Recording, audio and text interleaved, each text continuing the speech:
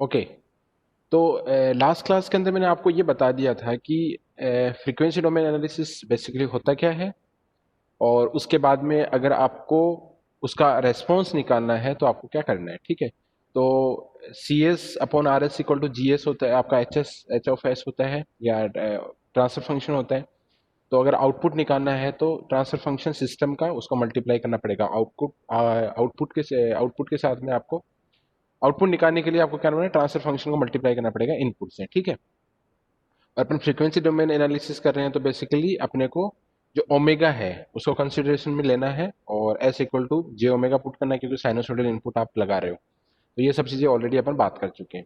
अब जिस तरीके से टाइम डोमेन एनालिसिस के अंदर अपने फर्स्ट ऑर्डर सिस्टम का रेस्पॉन्स देखा था, सेकेंड ऑर्डर सिस्टम का रेस्पॉन्स देखा था, जिसमें आपका फॉर्मूला जो फाइनली आया था कि C T equal to one minus E to the power minus zeta omega N T and root one minus zeta square sine of omega D T plus five.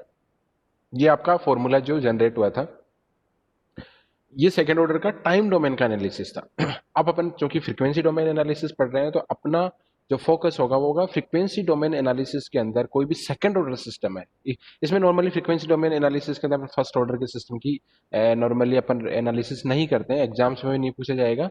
तो अपन directly second order system का analysis ही पढ़ते हैं। ठीक है। अब ये चीज तो आपको पता ही है कि C S upon R S close loop transfer function. ठीक है। क्लोज लूप ट्रांसफर फंक्शन अपन ऑलरेडी बहुत पहले से स्टडी कर चुके हैं कि अगर मान लो कि कोई भी सिस्टम है जिसका जीएस है, फॉरवर्ड पाथ गेन है। ठीक है। और फीडबैक पाथ गेन अगर एच एस है, ठीक है, फीडबैक पाथ अगर एच एस है, तो उसका जो क्लोज लूप ट्रांसफर फंक्शन होगा वो क्या होगा आपका, C S upon R S that will be G S upon one plus G S into H S, है ना।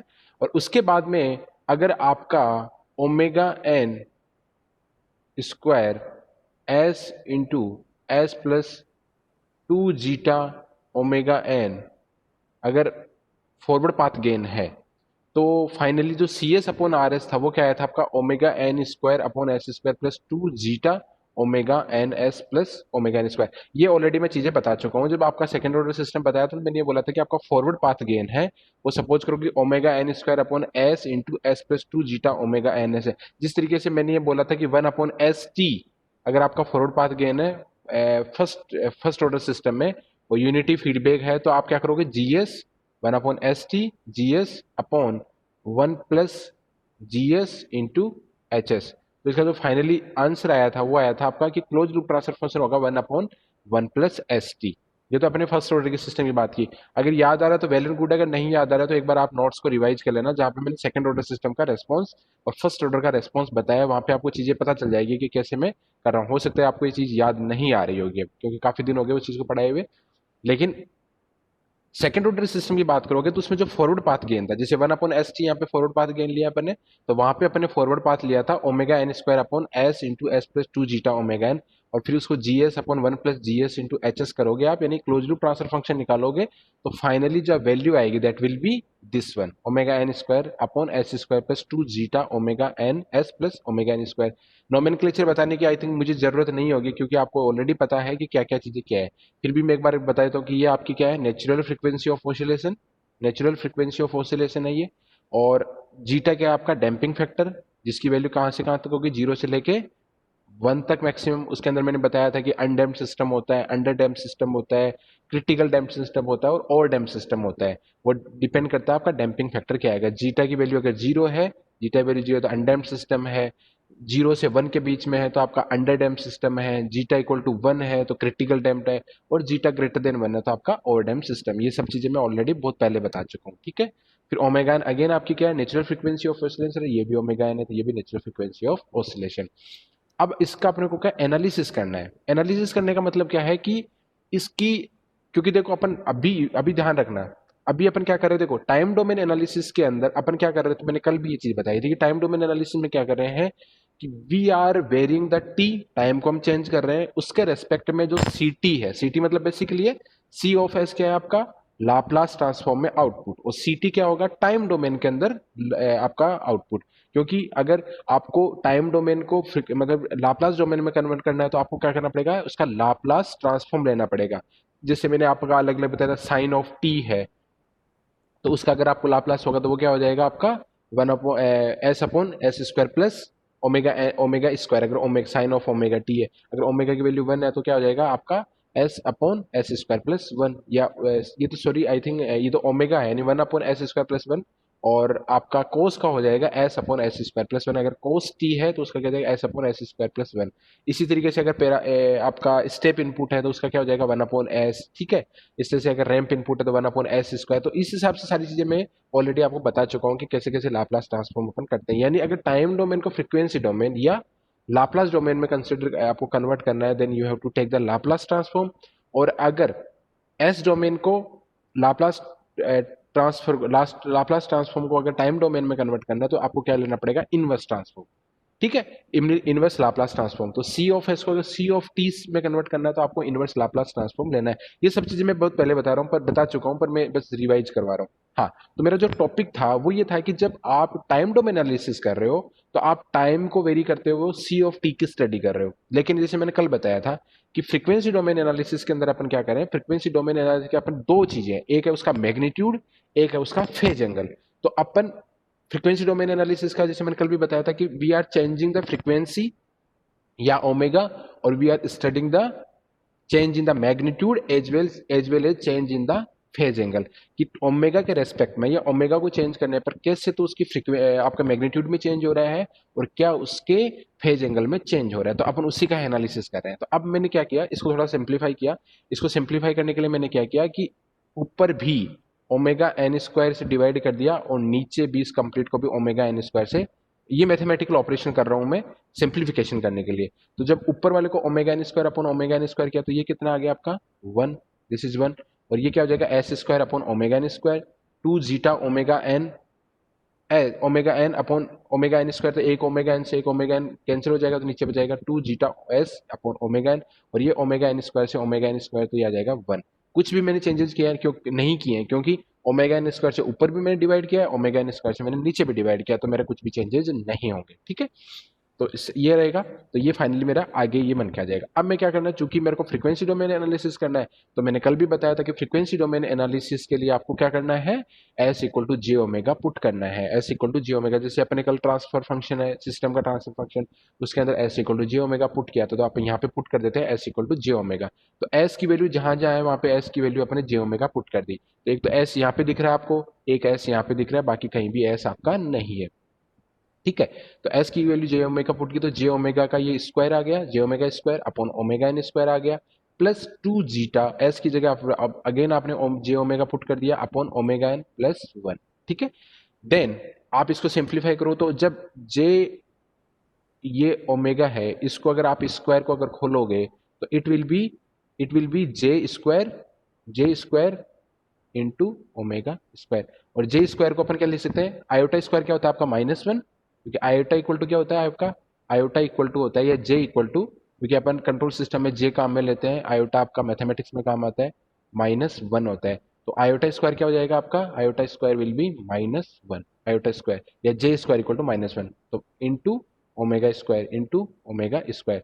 तो देखो ये वैल्यू बन जाएगी आपकी omega square minus omega square, ये वाली वैल्यू इसको खोलोगे तो ये बन जाएगी आपकी minus omega square, it will be minus omega square upon omega N square plus 2 zeta omega N plus ये। इसको और अपन लिखते हैं तो ये लिखेंगे 1, इसको अपन थोड़ा रीअरेंज कर देते हैं तो ये जगह 1, ये वाला माइनस है इसमें omega square upon omega N square, तो ओमेगा अपॉन ओमेगा एन आ जाएगा, उसका होल स्क्वायर आ जाएगा, मतलब कंप्लीट पे स्क्वायर आ जाएगा, omega upon omega N square plus इसको मैंने सेपरेट कर दिया, ये जे मैंने बाहर ले लिया, 2 जीटा आ जाएगा, ओमेगा आ जाएगा अपॉन ओमेगा एन आ जाएगा। ठीक है, तो इसको मैंने वापस रीअरेंज किया, कुछ भी मैंने चेंजेस नहीं किए, मतलब जे को क्या किया मैंने, जे खोलने के बाद में ये मेरा वैल्यू बन गई है। तो ये तो क्या है आपका फ्रीक्वेंसी डोमेन एनालिसिस, क्या है ये इस सिस्टम का C S upon R S है, ये इसका ट्रांसफर फंक्शन है। देखो मैं वापस थोड़ा सा रिपीट कर देता हूँ कि ये सेकंड ऑर्डर सिस्टम है, स्टैंडर्ड सेकंड ऑर्डर का स्टैंडर्ड इक्वेशन है, ये क्लोज लूप ट्रांसफर फंक्शन है स्टैंडर्ड सेकंड ऑर्डर इक्वेशन का। फिर उसको मैंने क्या किया, थोड़ा सा रीअरेंज किया, फिर S equal to J omega put किया, S equal to J omega put कर फिर इसको और सिंप्लीफाई किया, तो फाइनली जो वैल्यू आई वो मेरी कुछ इस तरीके से वैल्यू आएगी। ठीक है, उसके बाद मैंने क्या किया कि इसका मेरे को निकालना है मैग्नीट्यूड। कल भी मैंने क्या किया था, देखो आपने स्टैंडर्ड फॉर्मूला लिया था कौन सा, आई थिंक 1/s+1 लिया था, जो भी लिया था कल अपन ने, तो एस की जगह जे में पुट किया, फिर अपन ने क्या किया उसको, उसका पहले मैग्नीट्यूड निकाला, उसका फिर फेज एंगल निकाला। तो यहाँ पे भी अपन क्या करेंगे, मैग्नीट्यूड निकाल रहे हैं, फेज एंगल निकाल रहे हैं। क्यों निकाल रहे हैं, क्योंकि we are doing the frequency response analysis. Frequency response analysis में आपका जो मेन टारगेट है वो क्या है, you are changing the frequency omega, और यू आर नोटिसिंग, या आप उसको नोटिस कर रहे हो किसको, मैग्नीट्यूड कैसे चेंज हो रहा है with respect to omega, and आपकी जो फेज एंगल है वो कैसे चेंज हो जाए with respect to frequency. Okay, तो अब जिसको किया अपने, तो अब देखो वही का वही कॉन्सेप्ट है, कुछ भी चेंजेस नहीं है। देखो ये 1 प्लस, इसको जे जीरो लिख सकता हूं मैं, 1 प्लस जे जीरो, 1 प्लस जे जीरो किया, इसका अगर मेरे को मैग्नीट्यूड निकालना है ऊपर वाले के लिए, तो मैं क्या करूंगा, under root of real part का स्क्वायर प्लस इमेजिनरी पार्ट का स्क्वायर, तो 1 square plus zero square upon upon नीचे वाले का करना है, तो नीचे वाले का भी क्या करना पड़ेगा मेरे को, रियल पार्ट का स्क्वायर प्लस इमेजिनरी पार्ट का स्क्वायर। तो रियल पार्ट क्या है आपका ये, ठीक है, और इमेजिनरी पार्ट कौन सा है ये, क्योंकि जे आपके मल्टीप्लीकेशन में, तो ये इमेजिनरी पार्ट हो गया, तो इसका स्क्वायर कर दो और इसका स्क्वायर कर दो, तो इसका स्क्वायर क्या हो जाएगा, 1 - ओमेगा अपॉन ओमेगा का होल स्क्वायर तो ऑलरेडी है, इसका कंप्लीट का आपने स्क्वायर कर दिया, तो कंप्लीट स्क्वायर हो गया, ठीक है। और फिर इमेजिनरी पार्ट का कर दो, तो इमेजिनरी पार्ट किया तो ये प्लस, और ये आ जाएगा 2 जीटा ओमेगा अपॉन।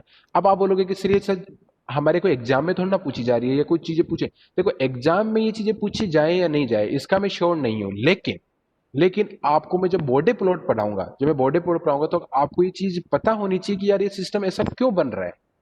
जैसे मैं दो चीजों में अभी कंपैरिजन बताऊंगा, जब मैं एकदम लास्ट कंक्लूजन में आऊंगा इस चैप्टर के एकदम एंड में, तब आपको चीज समझ में आएगी कि यार ये सब चीजें क्यों है।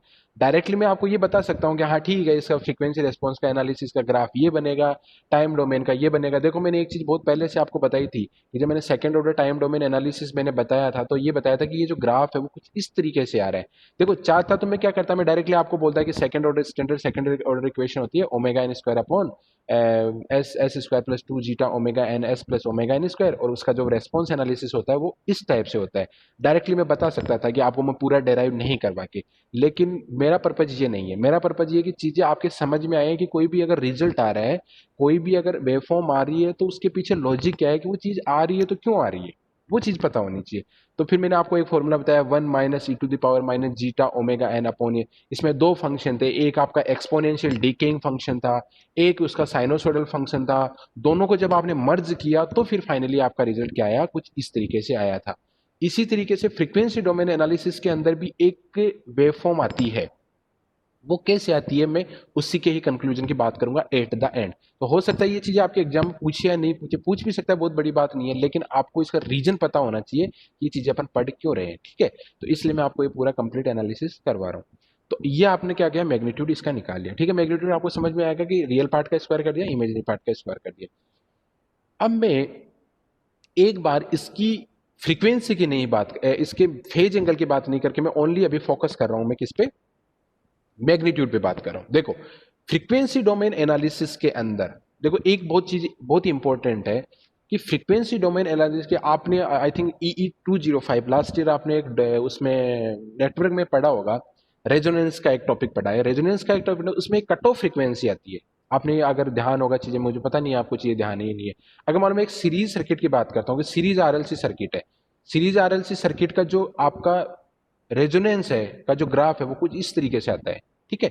ये कुछ इस तरीके से है, जहां पे यहाँ पे आपकी फ्रीक्वेंसी है, और यहाँ पे अगर आप करंट की बात करें तो करंट आ जाएगा, अगर वोल्टेज की बात है तो वोल्टेज आ जाएगा। पर अपन नॉर्मली करंट की बात करते हैं कि XL इक्वल टू XC, मतलब आपका रिएक्टेंस, मतलब आपका जो रिएक्टेंस है वो कैपेसिटेंस रिएक्टेंस के बराबर है।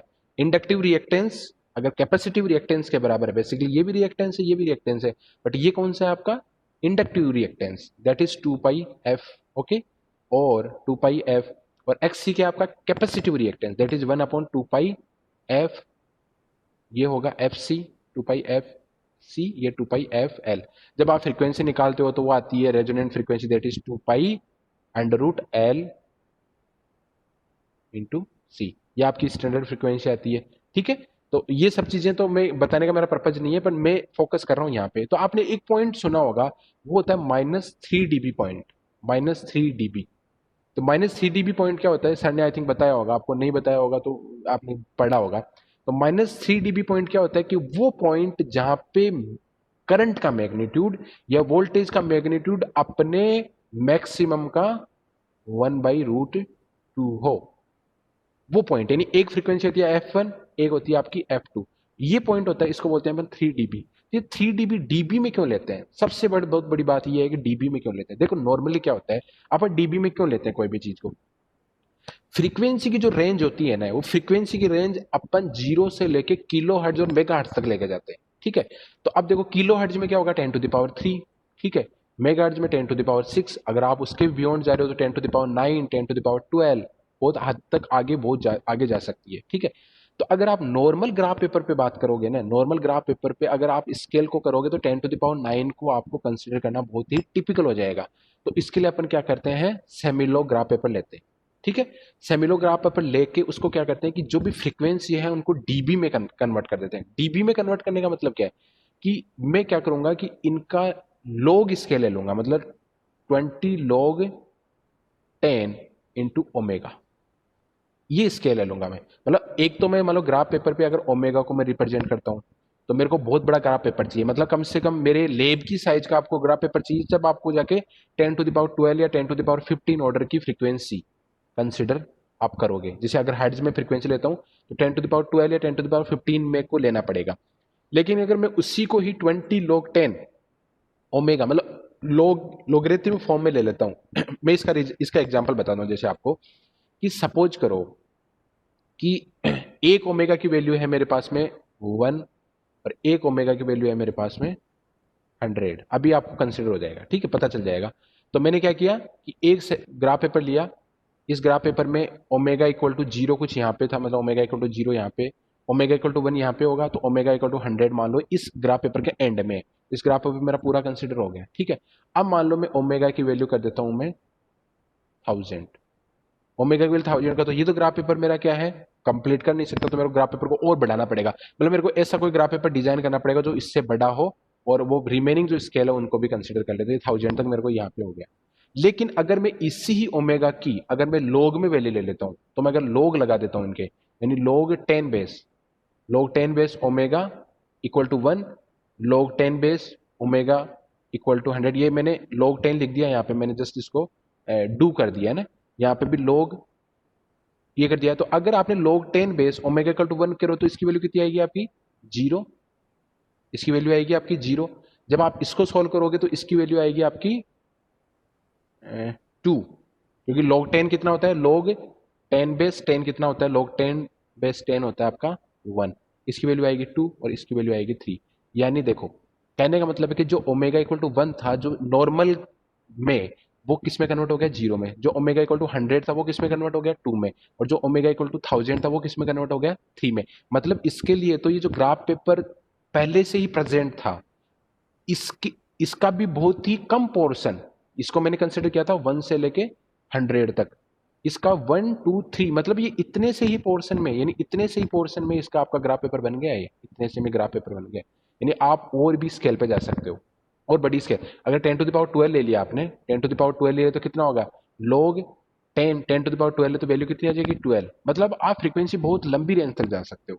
इसलिए अपन क्या करते हैं कि जो वैल्यू जाएगी, और अगर आप इसको 20 से मल्टीप्लाई कर दोगे, अगर इसको 20 से मल्टीप्लाई कर दोगे, अगर log 10 बेस इसकी वैल्यू को अगर 20 से मल्टीप्लाई कर दोगे तो वही चीज आपकी डीबी में कन्वर्ट हो जाएगी। इसको बोलते हैं डेसिबल, DECIBEL, ये स्टैंडर्ड यूनिट होती है डेसिबल। अगर आप 20 log ऑफ कोई भी x y, 20 log of y, 20 log of x, 20 log of a, 20 log of b, कुछ भी कंसिडर कर रहे हो तो that will convert into decibel. इसलिए अपन क्या कर रहे हैं, इसको डेसिबल में लेके चल रहे हैं। तो ये समझ में आया होगा कि अपन डेसिबल में क्यों लेते हैं। तो जो -3 dB पॉइंट और 3 dB पॉइंट आता है वो क्योंकि फ्रीक्वेंसी वहां पे वेरिएबल है।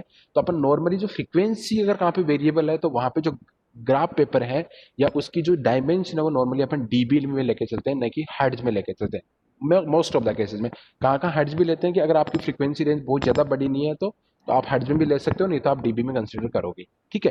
तो अब आपको क्या करना है कि जो ये मैग्नीट्यूड है, इस मैग्नीट्यूड का क्या करो, आप डीबी में वैल्यू लेनी है तो आपको क्या करना पड़ेगा, इसका लोग लेना पड़ेगा, ठीक है। तो आप क्या करोगे, मैं यहाँ पे दिखा देता हूँ कि इसको मैंने किया 20 log ऑफ 10, क्योंकि 20 से मल्टीप्लाई करना पड़ेगा डेसिबल में। log 10 तो log 10 डायरेक्ट डेसिबल में नहीं देगा, अगर आप मल्टीप्लाई 10 से करोगे, 20 से करोगे then it will convert into decibel. तो इसका मैंने डेसिबल में ये कर दिया, मैंने ये वैल्यू आ जाएगी आपकी डेसिबल में, ये वैल्यू यानी 20 log of 10 1 upon under root 1 minus omega upon omega n का होल स्क्वायर का square plus 2 zeta omega omega upon omega n का होल स्क्वायर। तो अब देखो आपको स्टैंडर्ड पता होगा कि log बेस 10 x अपॉन वाई को मैं लिख सकता हूं log x log 10, मतलब log 10 लिखना जरूरी तो नहीं है, अगर log के नीचे कुछ भी नहीं लिखा हो तो बाय डिफॉल्ट अपन 10 बेस मानते हैं उसको, तो log x minus log y ये होता है आपका। ठीक है, तो इसको भी मैंने सेपरेट किया, तो 20 मैंने बाहर ले लिया, 20 मैंने बाहर ले लिया, तो इसको मैं लिख सकता हूं log ये है आपका x, ये है आपका y, तो ये लिख दूंगा log 1 माइनस माइनस log ये कंप्लीट, दिस इज कंप्लीट, ये कंप्लीट में लिख दिया। तो log 1 क्या होता जाएगा, log 1 की वैल्यू होती है आपकी 0, तो 20 complete bracket 0 minus log this one, यानी फाइनल वैल्यू कितनी आ जाएगी आपकी -20 log 10 this one. I think समझ में आ गई होगी -20 क्यों आई है, क्योंकि पहले वाला log 1 की तो वैल्यू कितनी है आपकी 0 ही है, log 1 की वैल्यू 0 ही है, और 0 है, 0 को 20 से मल्टीप्लाई करो तो 0 ही आएगा, और -20 बार है ये तो 20 और ये माइनस आएगा, क्योंकि log x अपॉन y कर रहे हो तो log x minus log y, वहां पे y क्या है आपका ये, तो ये कंप्लीट आपका ये आ जाएगा। अब इसके अंदर 3 केस बनते हैं, मैं क्या मानता हूं देखो नॉर्मली क्या होता है, ये जो टर्म है इसको अपन नेग्लेक्ट मानते हैं, क्यों मानते हैं इसका रीजन बताता हूं। देखो आपको पता है कि जो जीटा है, जीटा की जो वैल्यू है वो 0 से लेके 1 तक ही रहती है। ठीक है, जीटा की वैल्यू 0 से लेके 1 तक ही रहती है। जीटा नॉर्मली, क्योंकि अपन नॉर्मली बताते हैं कि अंडर डैम सिस्टम की ही बात करते हैं, अगर मान लो कि ये 0.2 है, सपोज करो जीटा की वैल्यू 0.2 है, और यहां पे ये क्या है आपका 2 zeta omega upon omega n का होल स्क्वायर का कंप्लीट स्क्वायर का कंप्लीट स्क्वायर है। तो अब मेरे को बताओ कि इसको मैं लिख सकता हूं 4, इसको मैं क्या लिख सकता हूं 4 zeta square omega square upon omega N square, omega N square.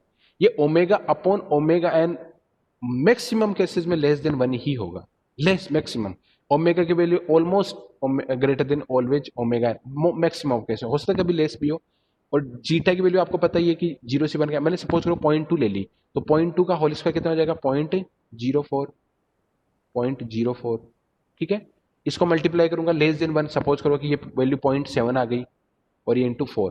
अब आप देखो कि अगर इसको आप कंप्लीट मल्टीप्लाई भी करोगे ना, तो ये वैल्यू है ना एक भी नहीं आ रही है, अगर आप मल्टीप्लाई करोगे तो अगर इसको मल्टीप्लाई तो इसको करो तो ये करेगा 0.16, 0.16 को 0.7 से मल्टीप्लाई करोगे तो ये जो भी वैल्यू आएगी, but it will be I think less than 1। अगर उस लेस देन 1 का अगर मैं लोग लूंगा ना, इस लेस देन 1 का भी लोग अगर मैं कंप्लीट, मतलब बेसिकली क्या हो रहा है कि लेस देन 1 है ना, तो ये ज्यादा कंट्रीब्यूट नहीं कर रहा है यहाँ पे, कहने का मतलब ये है मेरा कि यहाँ पे ज्यादा कंट्रीब्यूट नहीं कर रहा है ये।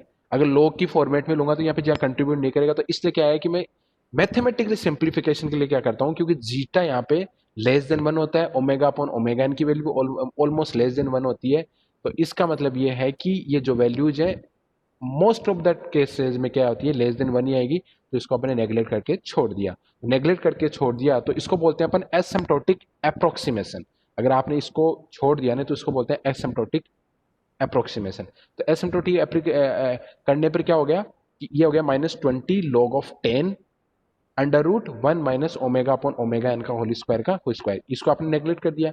अब अपन क्या करते हैं, दो केस लेके चलते हैं, दो केस के लेके चलते हैं कि जिसके अंदर एक केस लेके चलते हैं लो फ्रीक्वेंसी रेंज में। लो फ्रीक्वेंसी रेंज का मतलब क्या है कि जो 1 की वैल्यू है, यानी इसकी जो वैल्यू है इन दोनों को कंपैरिजन करूं, is very very much greater than as compare to omega upon omega N square. 1 is very very greater than का मतलब यह है कि ये बोल रहा है कि एक बहुत ही बड़ा बड़ा है, इसका मतलब कि ओमेगा की value very very much less than omega n होगी, क्योंकि देखो ये बोल रहा है कि ओमेगा अपॉन ओमेगा एन का होल स्क्वायर की वैल्यू 1 से कम होनी चाहिए। अगर मान लो ओमेगा की वैल्यू आपने 2 डाल दी, फॉर एग्जाम्पल मैं आपको एग्जाम्पल से बता देता हूं, और ओमेगा एन की वैल्यू अगर आपने 1 कर दी, तो ओमेगा अपॉन ओमेगा एन कितना आ जाएगा 2, 2 को स्क्वायर करोगे तो आ जाएगा 4, तो ये तो फॉल्स हो गया ना, ये तो कि ये बोल रहा है कि 1 is very very greater then 4, ये तो पॉसिबल ही नहीं है, 4 ही बड़ा है। इसका मतलब क्या है कि ये जो अपन ने कंसिडर किया है कि ओमेगा की वैल्यू ओमेगा एन से ज्यादा ली है, तो ये केस आप नहीं ले सकते हो। इस केस में अगर मान लो ओमेगा की वैल्यू मैं मानता हूं 0.1 है, सपोज करो ओमेगा इज 0.1 और ओमेगा इन एन इज 1, तो ओमेगा अपॉन ओमेगा एन कितना हो जाएगा आपका 0.1, और ओमेगा अपॉन ओमेगा एन अगर 0.1 है तो ओमेगा अपॉन ओमेगा एन का होल स्क्वायर कितना हो जाएगा 0.1 का स्क्वायर 0.01, और 0.01 is truth, 1 is very very greater than as compare to 0.01।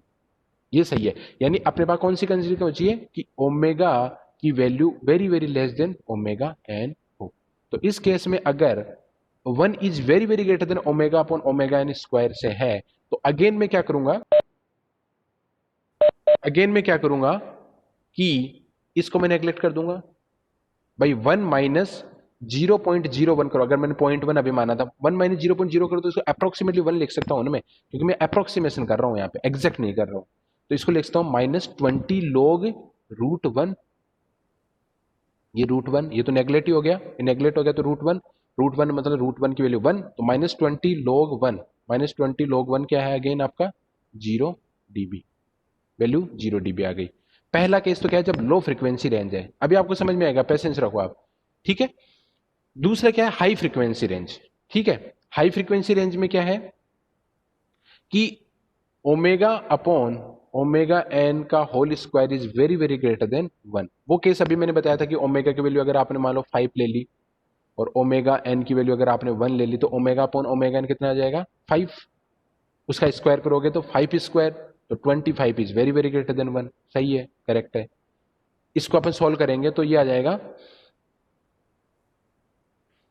Omega upon omega n का होल स्क्वायर, यानी अब क्या बच जाएगा आपका 1 नेग्लेक्ट हो जाएगा, तो ये ओमेगा एन इंटू होने, तो यानी कंप्लीट कितना हो जाएगा आपका omega upon omega n to the power 4, ये कंप्लीट 4, क्योंकि 1 तो नेग्लेक्ट हो चुका है।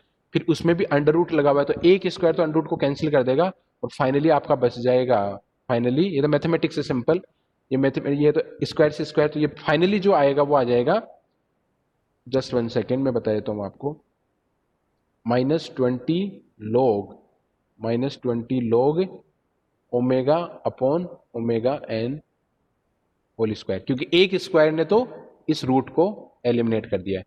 तो अब आपको पता ही है इसका फॉर्मूला कि भाई अगर कोई एक्स टू द पावर अगर स्क्वायर है, log बेस है, अगर log x स्क्वायर, तो उसको मैं लिखता हूं 2 log x, तो ये 2 मल्टीप्लाई में आ जाएगा इधर, तो ये फाइनली क्या बन जाएगा -40 log omega upon omega n, -40 upon omega n, ठीक है। अब आप देखो इसको मैं और सिंप्लीफाई करता हूं, तो इसको लिख सकता हूं मैं माइनस माइनस लिया, इसको लिख दिया मैंने 40 log omega -40 log omega plus 40 log omega n, minus, sorry ये माइनस आएगा ही, क्योंकि आप x अपॉन वाई कर रहे हो, तो log x अपॉन वाई क्या होता है log x minus log y, तो ये हो जाएगा -40 log ओमेगा, ये और ये माइनस था यहाँ पे, तो ये माइनस माइनस से मल्टीप्लाई होगा, इससे माइनस से हो जाएगा प्लस। ये फॉर्मूला आ रहा है y equal to M X plus C, जिसमें m क्या है आपका, अगर मैं log जैसे मान लो कि y equal to M x में क्या है, ये x है आपका और ये आपका y है, तो ये क्या आपका c। इसी तरीके से अगर मान लो कि मेरा log ऑफ ओमेगा अगर मेरी वेरिएबल है, log ऑफ ओमेगा मेरा चेंज हो रहा है, तो -40 क्या है मेरी स्लोप m, जो यहाँ पे m इसको रिप्रेजेंट कर रही है, और 40 log ओमेगा एन क्या है मेरा इंटरसेप्शन, यानी बेसिकली क्योंकि माइनस स्लोप का है तो कुछ इस टाइप से बनेंगी ये जिसकी स्लोप क्या होगी -40 dB, -40 dB, क्योंकि dB में बात चल रही है, और इंटरसेप्शन क्या होगा आपका 40, ये वाला 40 log ओमेगा एन, तो यहाँ पे -40 log, अगर log ओमेगा अगर आपका मतलब log ओमेगा ही होगा, क्योंकि आप इसको डेसिबल में ले रहे हो, log की फॉर्मेट में आप ले रहे हो, तो स्लोप क्या आ जाएगा -40 dB पर सेकेंड, ठीक है। अब इसका मैं कंक्लूजन बताता हूं, ये वाला देखो मैं दोनों कंपेयर करता हूं, ये इंपॉर्टेंट है, जो भी मैंने पूरा एनालिसिस बताया उसका फाइनली कंक्लूजन पॉइंट है। अब आप इस पे कॉन्सेंट्रेट करो। देखो दो चीजें ली थी, ये तो था आपका टाइम डोमेन एनालिसिस, इस टाइम डोमेन एनालिसिस के अंदर क्या था, आपने स्टेप इनपुट दिया था, आपने एक स्टेप इनपुट दिया आपने, ये था स्टेप इनपुट आपका, ये वाला, ये स्टेप इनपुट दिया। उसके क्रोस्पोंडिंग आपका जो आउटपुट आया था वो आया था, ये जो आउटपुट आया था वो कुछ इस तरीके से आया था, ठीक है। वो फाइनली ये सेटल डाउन हो गया था यहाँ पे। तो इसमें से जो वेरिएबल पोर्शन है, मैंने दो तरीके के आपको रेस्पॉन्स बताया कि ट्रांजिएंट रेस्पॉन्स, आपके टाइम डोमेन रेस्पॉन्स है वो दो पार्ट्स में डिवाइड होते हैं। एक होता है टाइम डोमेन में इसका ट्रांजिएंट रेस्पॉन्स, एक होता है steady state response. Transient response क्या होता है कि जहां पे आपका आउटपुट फ्लेक्स मतलब फ्लेक्सिबल है, मतलब आपका वेरिएबल है। तो यहां तक का जो पोर्शन है, मतलब इसको मैं थोड़ा आगे बढ़ा दिया बेसिकली, यहां तक का जो पोर्शन है जिसके अंदर आपका ये फ्लक्चुएट हो रहा है, तो ये तो आपका क्या होगा, ट्रांजिएंट रेस्पॉन्स, जो टाइम पे डिपेंड कर रहा है। और स्टेडी स्टेट क्या होगा, जिसपे टाइम के बाद में कांस्टेंट हो जाता है। तो ये जो पोर्शन है इसके बाद का है, ये क्या है, स्टेडी स्टेट। तो इतना जो पोर्शन है दैट इज ट्रांजिएंट रेस्पॉन्स, और this particular portion is steady state portion, ठीक है। ये तो बात हुई जब टाइम डोमेन एनालिसिस कर रहे हैं। अब आप इसको फ्रीक्वेंसी डोमेन, क्योंकि दोनों सेकंड ऑर्डर का है, ये भी सेकंड ऑर्डर है और अभी जो एनालिसिस करें वो भी सेकंड ऑर्डर है। अब देखो इसमें बहुत ही इंटरेस्टिंग चीज है कि जब आप लो फ्रीक्वेंसी रेंज पे बात कर रहे हो, लो फ्रीक्वेंसी रेंज पे बात करो, देखो यहां तो टाइम डोमेन में तो क्या है, मैं ये बोल सकता हूं कि जब टाइम स्टार्ट हुआ और एक सर्टेन टाइम तक तो ये ट्रांजिएंट स्टेट में रहेगा और फिर स्टेडी स्टेट में चला जाएगा। लेकिन फ्रीक्वेंसी रेस्पॉन्स में अपन फ्रीक्वेंसी की बात करेंगे, टाइम की बात नहीं करेंगे। तो अपने को टाइम, ये फ्रीक्वेंसी देखो, यहां तो मैंने बोल दिया कि लो टाइम मतलब जो टाइम स्टार्ट है वहां से और टाइम स्टार्ट होने के बाद में, तो यहां तो ये कैटेगरी बन गई। लेकिन फ्रीक्वेंसी में क्या होगा, दो ही केस पॉसिबल है, या तो लो फ्रीक्वेंसी होगी या हाई फ्रीक्वेंसी होगी, दो ही फ्रीक्वेंसी होगी, कोई ज्यादा फ्रीक्वेंसी आपकी बात नहीं होगी। तो देखो यहां पे जब लो फ्रीक्वेंसी थी, जब लो फ्रीक्वेंसी थी तो आपका जो मैग्नीट्यूड था उसका आउटपुट क्या था, आपका 0 dB। जब लो फ्रीक्वेंसी थी तब आपका मैग्नीट्यूड कितना था, आपका 0 dB। और जब हाई फ्रीक्वेंसी थी, जब हाई फ्रीक्वेंसी थी तो मैग्नीट्यूड कितना था आपका, -40 log omega upon omega n, -40 log omega upon omega N. और उसकी जो स्लोप थी वो क्या थी आपकी, -40 dB पर डिकेड। तो अब इसको बनाते हैं, देखो कि यहां पे ये है आपकी 0 dB लाइन, ये आपका लो फ्रीक्वेंसी रेंज है, ये आपकी लो फ्रीक्वेंसी रेंज है। 0 dB लाइन पे मैं आपको बताता हूं इसको थोड़ा हाईलाइट करके कि ये है आपका 0 dB, ये आपका 0 dB है। इस 0 dB पर आपका ये कांस्टेंट हो रहा है, और इसमें कौन सी, ये लो फ्रीक्वेंसी रीजन है। LFR का मतलब लो फ्रीक्वेंसी रीजन। यहां तक ये लो फ्रीक्वेंसी में चलता गया, जैसे ही ये लो फ्रीक्वेंसी से एक सर्टेन पॉइंट पे कट करेगा, उसके बाद में इसकी जो वैल्यू हो जाएगी वो आ जाएगी -40 log omega upon omega n, इसकी वैल्यू ये हो जाएगी। और यहाँ क्यों, चूंकि यहाँ पे लोग लोग ओमेगा अपन वेरिएबल लेते हैं, तो अब ये क्या हो जाएगा, -40 dB पर डिकेड के हिसाब से। डिकेड का मतलब 10 का चेंज, मतलब 1 से फ्रीक्वेंसी में। डिकेड का मतलब क्या होता है, जैसे मैं बोलता हूँ 2000 से लेकर 2010, तो ये कंप्लीट एक डिकेड है। 2010 से 2020 क्या है, डिकेड, मतलब 10 कंसिडर होंगे। 2020 से 2030 एक डिकेड है पूरा, ठीक है। जैसे 1900 से लेकर 2000 तक एक सेंचुरी होती है, उस तरह से 2000 से लेकर 2010 एक डिकेड है, 2020 से 2030 एक डिकेड है। इस तरीके से 1 से 10 है तो वो एक डिकेड है, 10 से 100 होगा, 100 से 1000 होगा, इस तरीके से ये चलता जाएगा, ठीक है। तो ये लॉग ऑफ ओमेगा अपन ने कंसिडर किया है, तो यहाँ पे क्या हो जाएगा, -40 dB पर डिकेड से ये क्या हो जाएगा, इस तरीके से ये हो जाएगा। अब यानी कहने का मतलब ये है कि अगर मैं दोनों को कंपेयर करूं, दोनों का अगर मैं कंपैरिजन करूं, दोनों का कंपैरिजन को, तो मैं बोल सकता हूं कि जो टाइम डोमेन के अंदर ट्रांजिएंट स्टेट रेस्पॉन्स है वो फ्रीक्वेंसी डोमेन में लो फ्रीक्वेंसी रीजन है, ठीक है। और जो ट्रांजिएंट टाइम डोमेन में स्टेडी स्टेट रेस्पॉन्स है वो इसके अंदर आपका हाई फ्रीक्वेंसी रेंज है, हाई फ्रीक्वेंसी रेंज है। अब यहां पे देखो कि टाइम डोमेन के अंदर क्या हो रहा है कि ट्रांजिएंट रेस्पॉन्स खत्म होने के बाद में स्टेडी स्टेट में वैल्यू कांस्टेंट आ रही है, मतलब वैल्यू चेंज नहीं हो रही है, या मैं बोल सकता हूं वैल्यू सिग्निफिकेंट नहीं आ रही है। लेकिन यहां पे इसके अंदर क्या होती है, वैल्यू आपकी सिग्निफिकेंट आ रही है। तो टाइम डोमेन के अंदर क्या है, ट्रांजिएंट रेस्पॉन्स होता है या ट्रांजिएंट स्टेट होती है, वो सिग्निफिकेंट होती है, स्टेडी स्टेट आपकी सिग्निफिकेंट नहीं है। सिग्निफिकेंट का मतलब मतलब उसका ज्यादा मतलब ज्यादा उसका मीनिंग निकल रहा है कि नहीं निकल रहा है। यहाँ पे ट्रांजिएंट स्टेट है उसका मीनिंग निकलता है, स्टेडी स्टेट का मीनिंग नहीं निकलता है। लेकिन जब फ्रीक्वेंसी डोमेन की बात करते हो तो उसमें जो लो फ्रीक्वेंसी रीजन है उसके अंदर आपका आउटपुट हमेशा 0 dB होता है, मतलब आपका सिग्निफिकेंट नहीं होता है। लेकिन जो हाई फ्रीक्वेंसी रेंज है, हाई फ्रीक्वेंसी रेंज के अंदर जो आपका आता है वो -40 dB पर डिकेड से आता है, ये आपका सिग्निफिकेंट होता है। यानी मैं अगर कंक्लूजन फॉर्म में बताऊं, तो ट्रांजिएंट रेस्पॉन्स जो होता है वो फ्रीक्वेंसी डोमेन में लो फ्रीक्वेंसी रीजन होता है, और जो स्टेडी स्टेट रेस्पॉन्स होता है वो इसमें हाई फ्रीक्वेंसी रीजन होता है। और इसके अलावा ट्रांजिएंट स्टेट के अंदर क्या होता है कि आपका सिग्निफिकेंट आउटपुट आता है, स्टेडी स्टेट में आपका सिग्निफिकेंट आउटपुट नहीं आता है आपके टाइम डोमेन एनालिसिस में।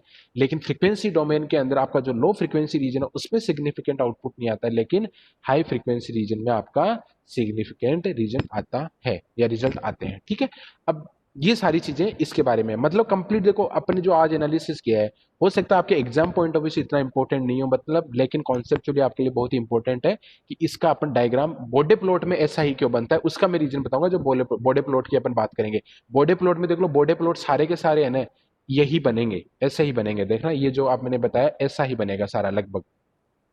वो क्यों बनेंगे मैं उसका सारे उस टाइम पे बताऊंगा। तो ये सब चीजें बताने का आज मेरा ये रीजन ये था कि हो सकता है आपके एग्जाम से ये इंपॉर्टेंट नहीं हो, जैसे मैंने प्रीवियस क्लास कराई थी वो आपके एग्जाम में पूछा जा सकता है, लेकिन कोई जरूरी नहीं है कि ये एग्जाम में पूछा जाए, और मुझे नहीं लगता कि एग्जाम में पूछेगा। लेकिन आपको पता होना चाहिए कॉन्सेप्चुअली कि अपन हाई फ्रीक्वेंसी जो फ्रीक्वेंसी रेस्पॉन्स एनालिसिस है उसके अंदर लो फ्रीक्वेंसी रीजन क्या होता है, हाई फ्रीक्वेंसी रीजन क्या होता है। इसके अलावा जो टाइम डोमेन एनालिसिस है या टाइम ट्रांजिएंट रेस्पॉन्स है या स्टेडी स्टेट रेस्पॉन्स है, वो आपके लो फ्रीक्वेंसी रीजन से कैसे कोरिलेट करता है, हाई फ्रीक्वेंसी रीजन से कैसे कोरिलेट करता है। अब अगर आपको कोई भी डाउट है तो आप मेरे को पूछ सकते हो।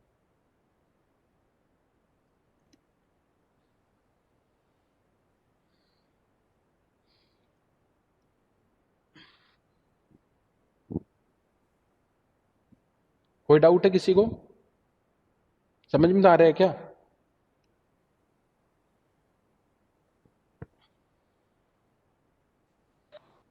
हेलो हाँ हाँ शुभम। सर, जो आपने अभी ग्राफ बताया था ना उसमें ट्रांजिएंट रिस्पॉन्स वो वाला थोड़ा सा रिपीट करना। ट्रांजिएंट रेस्पॉन्स वाला, ओके। हाँ, नीचे से। ये वाला,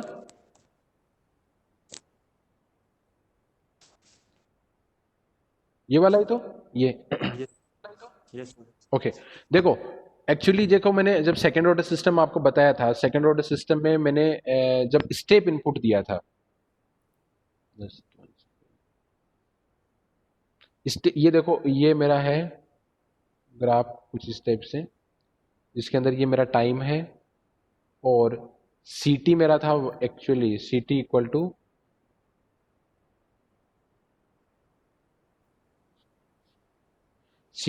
टू था मेरा 1 minus E to the power minus zeta omega N t √1 minus zeta square into sine of omega t into d t omega D T plus 5। इसका जो ग्राफ है बेसिकली वो ग्राफ यही है, यही वो ग्राफ है। इसको अगर आप, ये तो आपका मैथमेटिकली इक्वेशन होगी, उसको आप थ्योरेटिकली मतलब उसको अगर ग्राफिकली रिप्रेजेंट करोगे तो it will form like this. तो जहां तक आपकी जो वेव्स हैं वो क्या हो रही है, देखो ये जाके एक पर्टिकुलर टाइम के बाद में जाके ये कांस्टेंट हो जाता है, यहां से स्टार्ट हुआ देन ये वैल्यू कांस्टेंट हो गई। तो जहां तक इसमें फ्लक्चुएशन आ रहा है इस पर्टिकुलर रेस्पॉन्स को बोलते हैं अपन ट्रांजिएंट रेस्पॉन्स।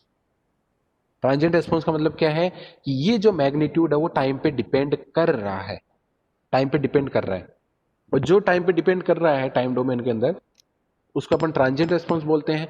और स्टेडी स्टेट रेस्पॉन्स वो रेस्पॉन्स होता है जो आपके टाइम पे डिपेंड नहीं कर रहा है या जाके कांस्टेंट हो गया, फाइनली जाके कांस्टेंट हो गया, तो ये स्टेडी स्टेट वैल्यू है। ठीक है, ये स्टेडी स्टेट आगे की जो वैल्यू है वो स्टेडी स्टेट है, इसकी जो पीछे की वैल्यू है वो आपकी ट्रांजिएंट रेस्पॉन्स या ट्रांजिएंट स्टेट है। अब अगर मैं इसी को ही इससे कंपेरिजन करूं तो जो फ्रीक्वेंसी डोमेन के अंदर लो फ्रीक्वेंसी रीजन है वो टाइम डोमेन एनालिसिस के अंदर या टाइम डोमेन के अंदर आपका ट्रांजिएंट रेस्पॉन्स है, और जो हाई फ्रीक्वेंसी रीजन है वो बेसिकली आपका स्टेडी स्टेट रेस्पॉन्स है। और ये टाइम ट्रांजिएंट रेस्पॉन्स और स्टेडी स्टेट रेस्पॉन्स मैंने सेकेंड ऑर्डर सिस्टम जब मैंने करवाया था कंट्रोल सिस्टम के अंदर, जब मैंने टाइम डोमेन एनालिसिस पढ़ाया था, तो मैंने काफी डिटेल में बताया था कि ट्रांजिएंट रेस्पॉन्स का मतलब क्या होता है और स्टेडी स्टेट रेस्पॉन्स का मतलब क्या होता है। ट्रांजिएंट रेस्पॉन्स को अपन ट्रांजिएंट स्टेट भी बोल सकते हो और स्टेडी स्टेट रेस्पॉन्स को आप स्टेडी स्टेट रेस्पॉन्स या स्टेडी स्टेट टाइम भी बोल सकते हो। ठीक है, तो ये मैंने काफी डिटेल में चीजें बताई है, लेकिन फिर भी जब आप बोल रहे हो कि ये कि ऐसा कैसे है, तो बस यही है कि जो टाइम पे डिपेंड कर रहा है आउटपुट, जहां तक टाइम पे डिपेंड कर रहा है या जिसकी मैग्नीट्यूड टाइम के साथ चेंज हो रहा है, वो वैल्यू तो क्या है आपकी ट्रांजिएंट स्टेट या ट्रांजिएंट रेस्पॉन्स, और जो वैल्यू आपके टाइम पे डिपेंड नहीं कर रही है वो वैल्यू क्या आपकी स्टेडी स्टेट वैल्यू है इन टाइम डोमेन एनालिसिस। लेकिन फ्रीक्वेंसी डोमेन के अंदर अपन टाइम की बात नहीं करते हैं, तो अपने को लो फ्रीक्वेंसी रीजन या हाई फ्रीक्वेंसी रीजन में ही बात करनी पड़ेगी। तो लो फ्रीक्वेंसी रीजन जिसमें आपका मैग्नीट्यूड कांस्टेंट रहेगा 0 dB, और हाई फ्रीक्वेंसी रीजन में ये -40 dB पर डिकेड से कम होता जाएगा। और ये कैसे आगे मतलब इसकी डायग्राम बनते हैं, वो जो बॉर्डर प्लॉट आएंगे तब मैं आपको डिटेल में बताऊंगा कैसे बॉर्डर प्लॉट बनाते हैं और कैसे उसको अपन बनाते हैं। हाँ, अब बोलो और कुछ डाउट।